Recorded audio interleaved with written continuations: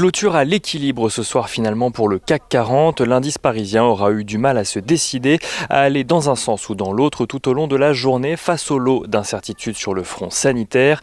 Le CAC 40 perd finalement 0,12% ce soir à 4 941 points dans un volume d'échange de 2,4 milliards d'euros.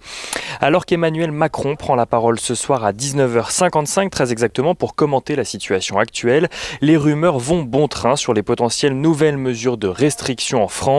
Un confinement local est envisagé tout comme la généralisation du télétravail ou encore l'application d'un couvre-feu dans certaines villes ou certains départements. Il faut dire que la prise de parole du président de la République n'est pas du genre à rassurer les investisseurs alors que celui-ci laisse généralement la parole à Jean Castex, son Premier ministre, ou encore à Olivier Véran, le ministre de la Santé.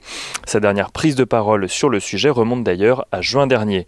La situation en Europe ne rassure pas non plus les investisseurs alors que les Pays-Bas ont de leur côté amorcé un reconfinement partiel et que de nombreuses voix réclament des mesures plus strictes au Royaume-Uni. Du côté des laboratoires ou des biotech, les espoirs des investisseurs de voir un vaccin ou un traitement voir le jour sont refroidis par l'arrêt des essais cliniques du vaccin développé par Johnson & Johnson hier, suite à la maladie inexpliquée d'un de ses patients tests, mais aussi suite à l'arrêt des tests du laboratoire Eli Lilly de son traitement à base d'anticorps pour des raisons de sécurité. Le plan de relance aux États-Unis, autre catalyseur des marchés depuis plusieurs jours, traîne lui aussi en longueur. Les regards sont tournés vers Nancy Pelosi, la présidente démocrate de la Chambre des représentants, qui a récemment rejeté un plan d'aide proposé par la Maison-Blanche à hauteur de 1800 milliards de dollars. Celle-ci s'est défendue en expliquant que le plan d'aide n'était pas en l'état conforme avec les besoins des Américains et qu'elle se refusait à leur donner un mauvais accord simplement pour que Donald Trump puisse apposer son nom sur un chèque. Nancy Pelosi qui continue donc les négociations avec le secrétaire d'État au Trésor.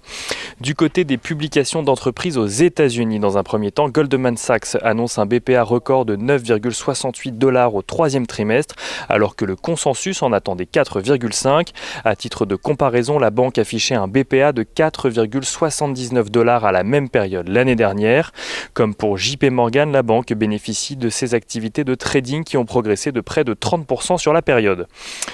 Bank of America invoque de son côté des taux d'intérêt bas pour justifier son recul de chiffre d'affaires. Son bénéfice par action reste cependant très légèrement supérieur aux attentes, à 51 centimes contre 49 attendus. Et Wells Fargo voit de son côté son bénéfice chuter de 56% au troisième trimestre, un bilan en demi-teinte donc sur la résilience des banques américaines face à la situation actuelle. Dans ce contexte, les plus fortes progressions sur la place parisienne sont signées Renault, plus 3,46%, ArcelorMittal, plus 2,77% ou Unibail-Rodamco, plus 2,33%.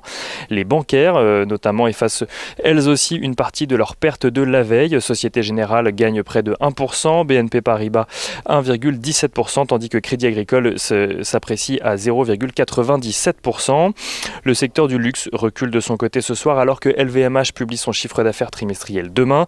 Les investisseurs redoutent que le recul du tourisme ait eu un impact sur l'activité du groupe. LVMH perd donc ce soir un peu plus de 1%, Kering allant jusqu'à perdre un peu plus de 1,5%.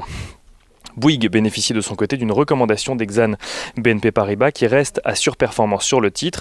Exane vise un cours de l'action à 38€, là où JP Morgan vise même entre 37 et 41€. Bouygues qui gagne 2,25% ce soir. Du côté de l'agenda de demain, une journée chargée en bourse, on retiendra le Conseil européen qui débute demain avec notamment la question du Brexit à l'ordre du jour, mais aussi les publications des chiffres d'affaires trimestriels de LVMH ou encore de Publicis. Et parmi les nombreuses statistiques attendues, on retiendra pour la France le chiffre définitif de l'inflation.